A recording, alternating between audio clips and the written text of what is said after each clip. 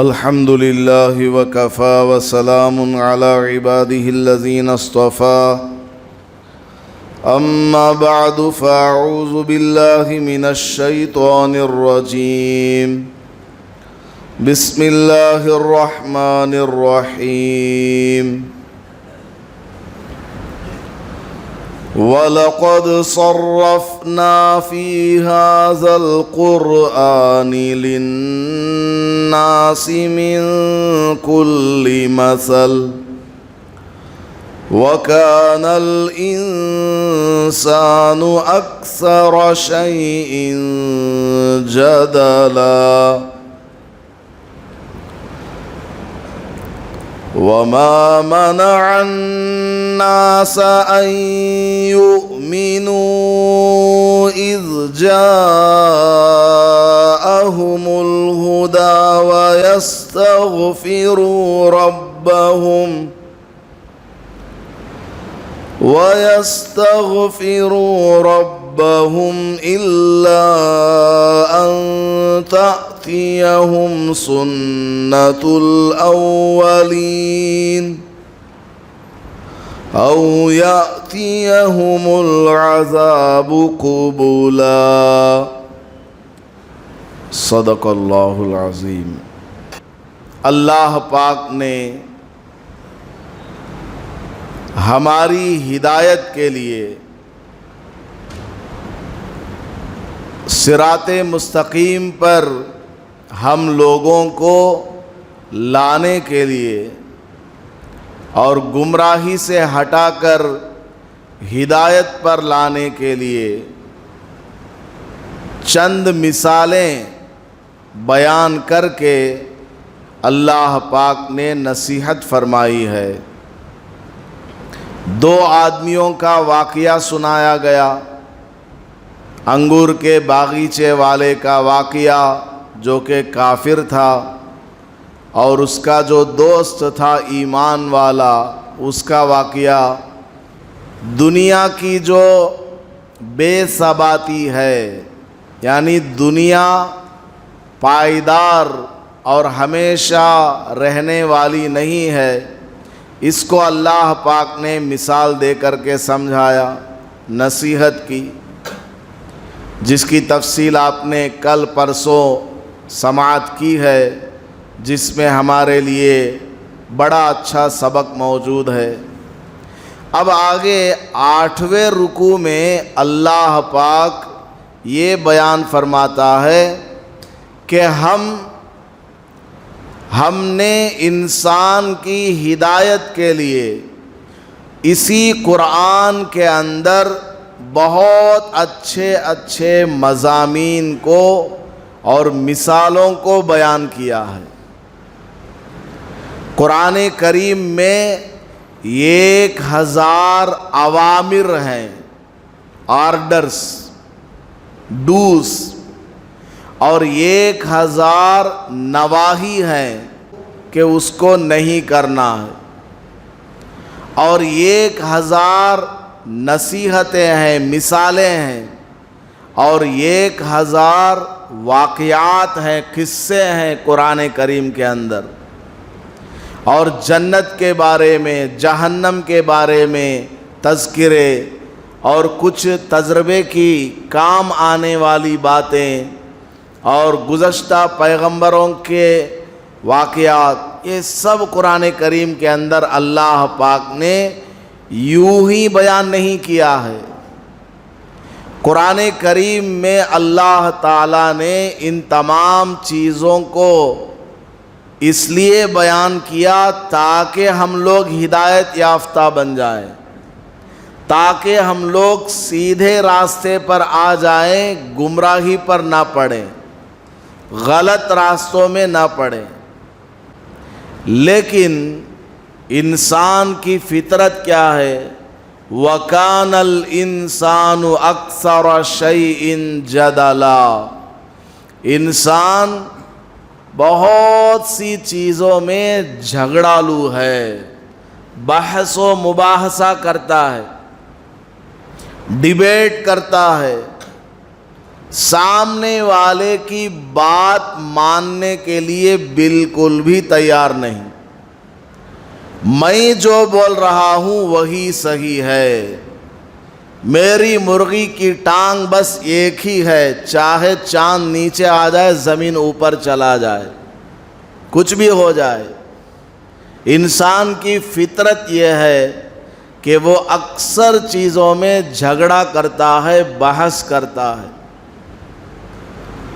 اور اللہ پاک نے قرآن کریم کے واقعات اور قرآن کریم میں جو مضامین ہیں ان کو بیان اس لیے کیا تاکہ ہم اس سے سبق حاصل کریں، تاکہ ہم اس سے عبرت پکڑیں. لیکن انسان کیا کرتا ہے؟ کوئی واقعہ پڑھا قرآن کریم میں سے، کوئی نصیحت کی بات سنی قرآن کریم میں سے، اب اس میں ڈیبیٹ کرتا ہے. ایسا کئی کو ہو داڑھی کئی کو رکھنا، سو داڑھی کیا واسطے رکھنا بھائی؟ میں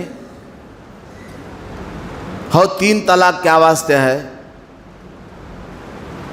نکاح میں ایسا کیوں ہے؟ وراثت میں ایسا کیوں ہے؟ سمجھ میں آ گئی بات؟ آدمی اس طرح ڈیبیٹ کرتا ہے. ارے بھائی، قرآن کو اللہ نے ڈیبیٹ کے لیے نہیں بنایا ہے.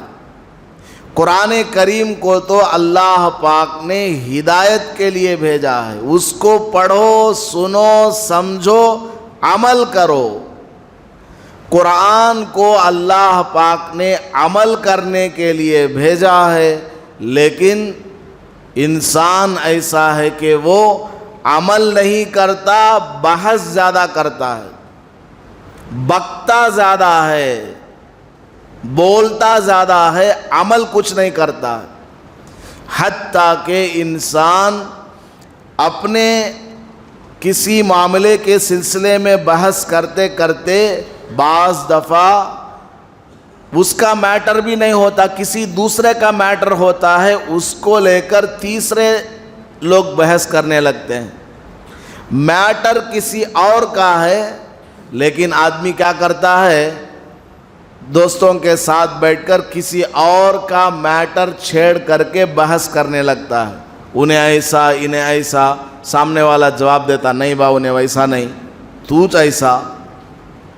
اب یہ دونوں آپس میں بحث کرتے ہیں، نہ اس کا اس آدمی سے کوئی لینا دینا، نہ ادھر والے کا اس آدمی سے کوئی لینا دینا نہیں ہے. بس ٹائم پاس کے لیے دونوں آدمی مل کر کے ایک دوسرے کا مقابلہ کر رہے ہیں. جس کی آواز تیز ہے، جس کی زبان چرب ہے، جس کے پاس کچھ ادھر ادھر کی نالج ہے، وہ اپنا پورا زور لگاتا ہے کہ میں جو بول رہا ہوں وہی صحیح ہے. آج کل دنیا میں یہ ہو رہا ہے کہ نہیں ہو رہا؟ واٹس ایپ پر بحث چل رہی ہے، ٹویٹر پر بحث چل رہی ہے. ایک کچھ بولتا ہے، دوسرا کامنٹ کرتا ہے، دوسرا کچھ بولتا ہے، تیسرا کامنٹ کرتا ہے. عمل کچھ نہیں کرنا، عمل کچھ نہیں کرنا، صرف بحث کرنا. کام کچھ نہیں کرنا، صرف بولتے رہنا، بھاشن دیتے رہنا. میں اگر فلاں بن گیا تو تمہارے ساتھ یہ کر دوں گا، وہ کر دوں گا، تمہارے شہر کو میں جنت جیسا بنا دوں گا.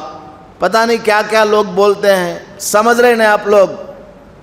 سمجھ رہے نا میں کس کے بارے میں بول رہا ہوں؟ لوگ بھاشن بہت دیتے ہیں لیکن کرتے کچھ نہیں ہے. اور جب کام نہیں ہوتا پھر کیا کرتے؟ بحث کرتے ہیں، ڈیبیٹ کرتے ہیں. تم نے کیا کیا تھا، تم نے کیا کیا تھا.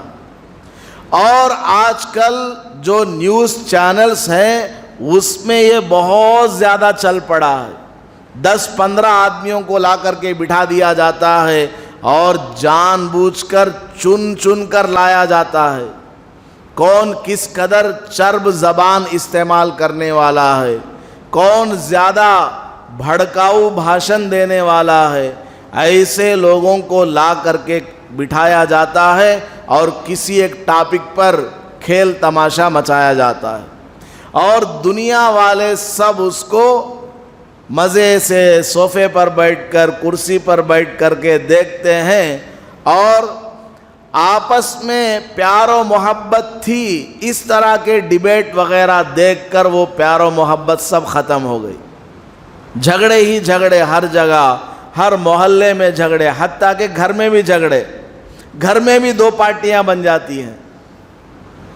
تو اللہ پاک فرماتا ہے کہ انسان بہت زیادہ جھگڑا کرتا ہے، بحث کرتا ہے، قرآن کریم میں بھی بحث کرتا ہے.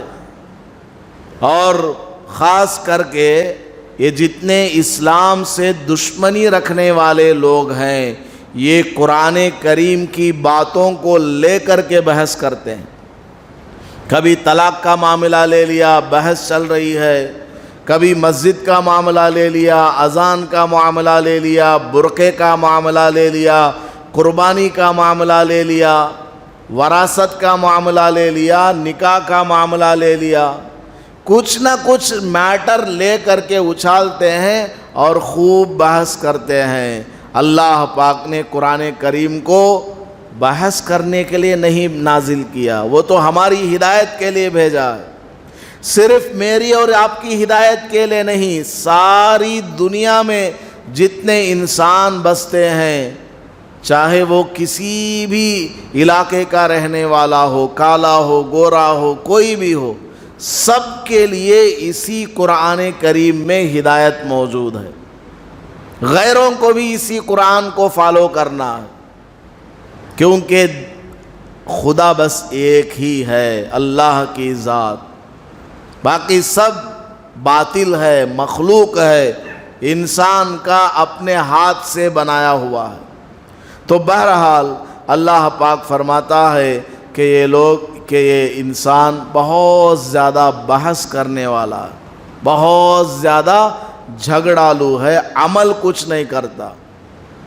اور ان کے پاس یہ قرآن آ گیا، قرآن کریم موجود ہے، رسول پاک صلی اللہ علیہ وسلم کی تعلیمات موجود ہیں، اس کے باوجود یہ لوگ عمل نہیں کرتے اور اپنے کیے ہوئے گناہوں پر توبہ اور استغفار نہیں کرتے.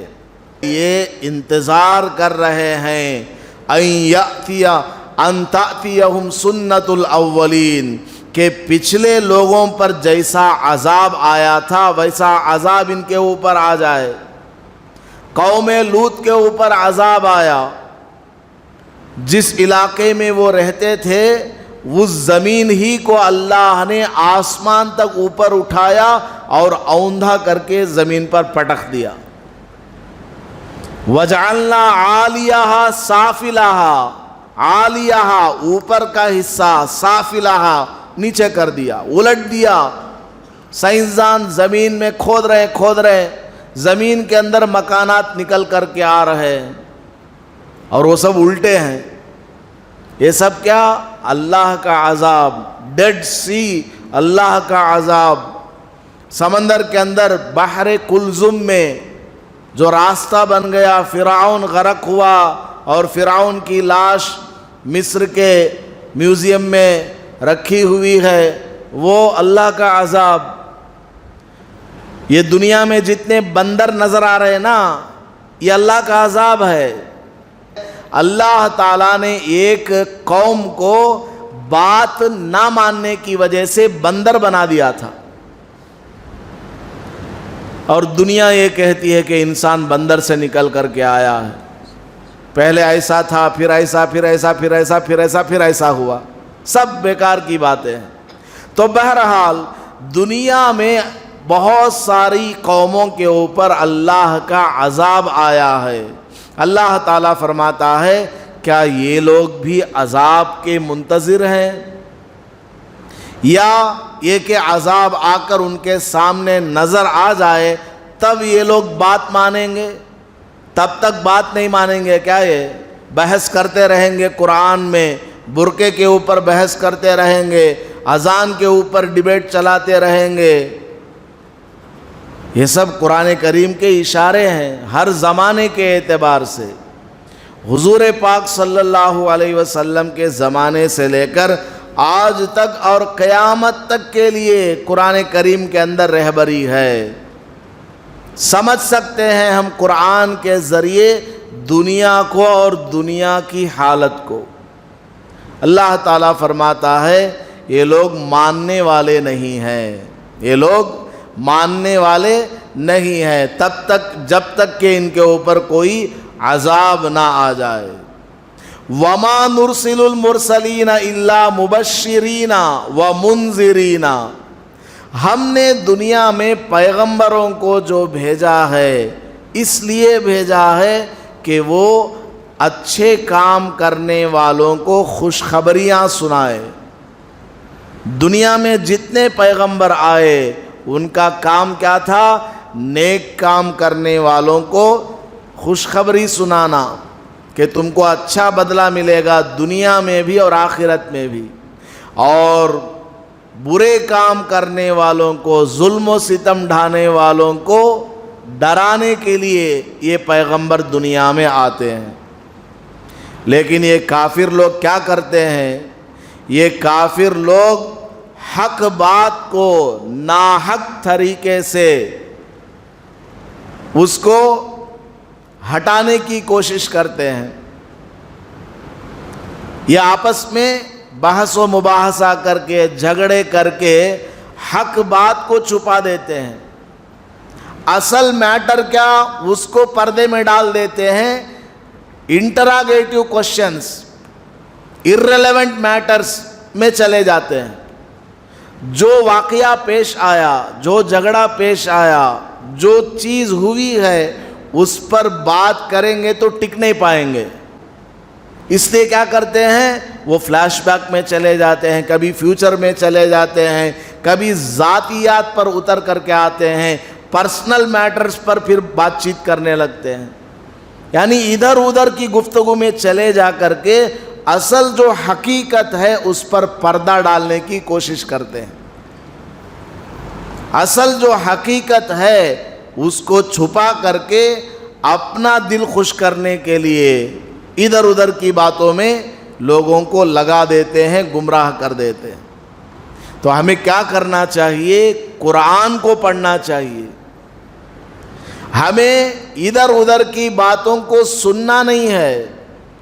دنیا میں 99% بولنے والے جھوٹے ہیں، قرآن صحیح بولتا ہے، ایک نقطے کے برابر اس میں کوئی کمی نہیں ہے۔ رسول پاک صلی اللہ علیہ وسلم کی احادیث یہ سب پڑھنے کی چیزیں ہیں۔ اس سے ہمارا نالج بڑھے گا اور ہم گمراہ ہونے سے بچ جائیں گے، سیدھے راستے پر رہیں گے۔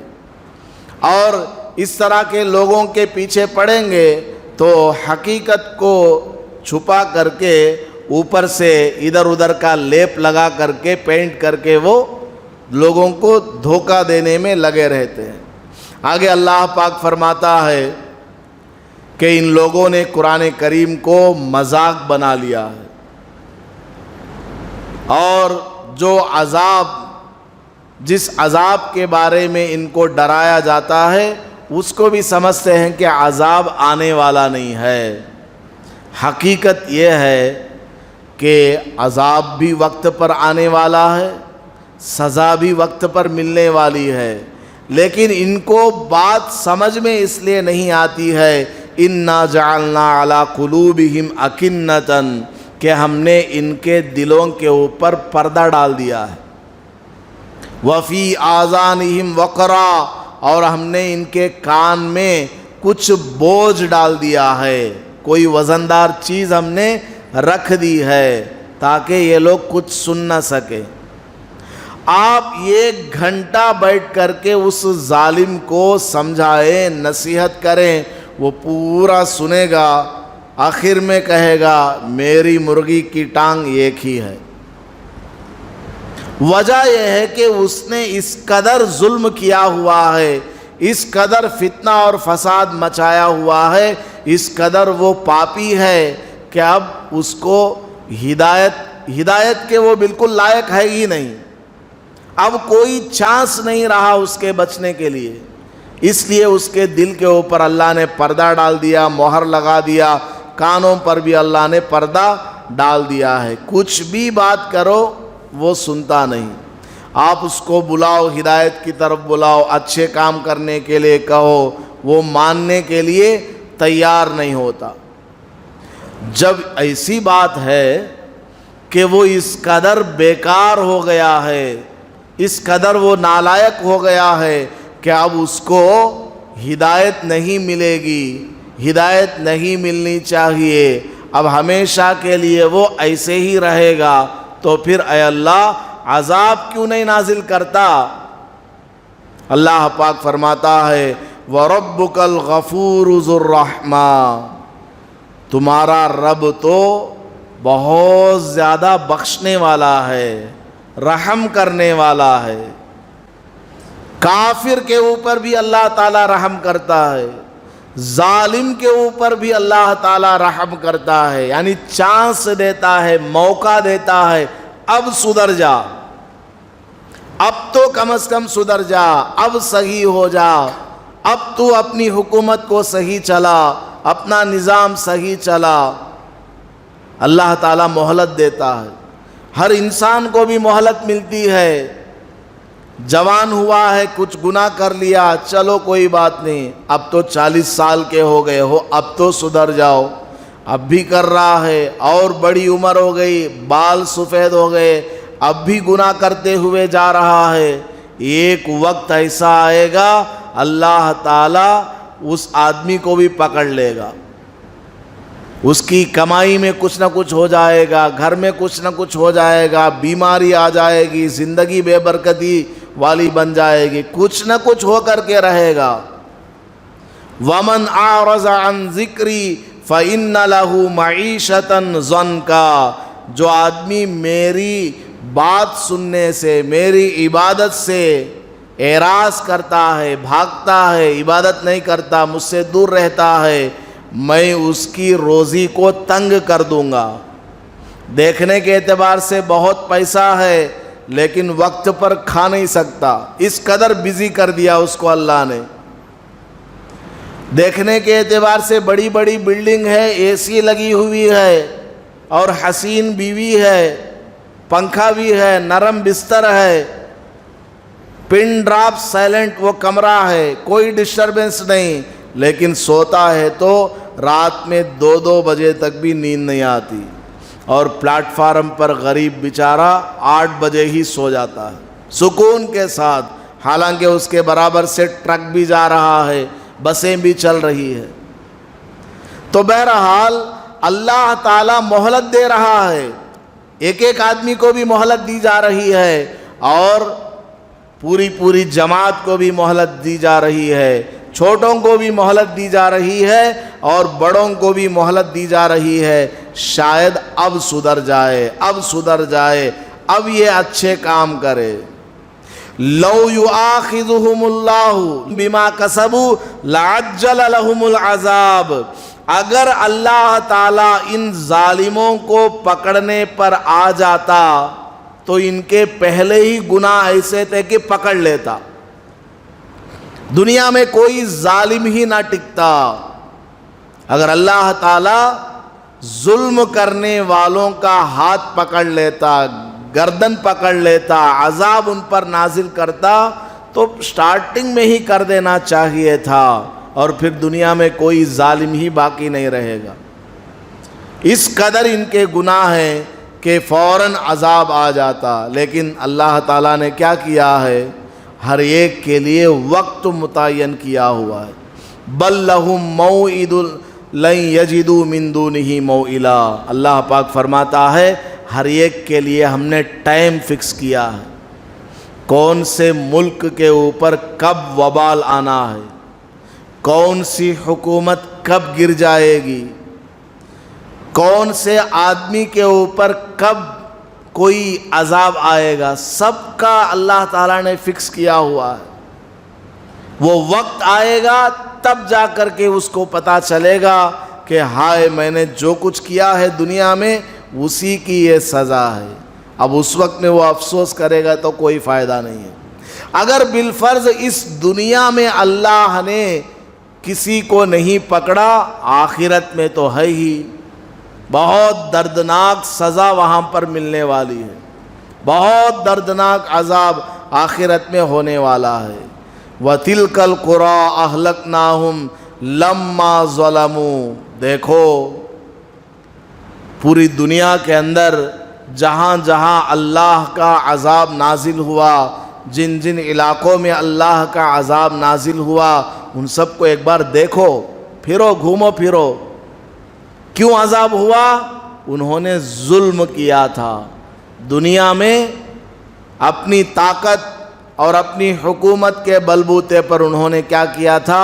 چھوٹوں کے اوپر ظلم کیا تھا، ستایا تھا، مارا تھا، قتل کیا تھا، مال و دولت کو چھین لیا تھا، چیزوں کی مہنگائی کو بڑھا دیا تھا، لوگوں کا جینا حرام کر کے رکھا ہوا تھا، کچھ نہ کچھ انہوں نے کیا ہوا تھا، تو اللہ کا ان کے اوپر عذاب آیا، اور تمہارے اوپر بھی، یعنی جو لوگ اب کر رہے ہیں ان کے اوپر بھی عذاب آنے والا ہے، ایک وقت اس کے لیے فکس ہے، وہ وقت آنے تک ہم سب کو انتظار کرتے رہنا ہے، وہ بھی انتظار کرے، ہم بھی انتظار کریں گے۔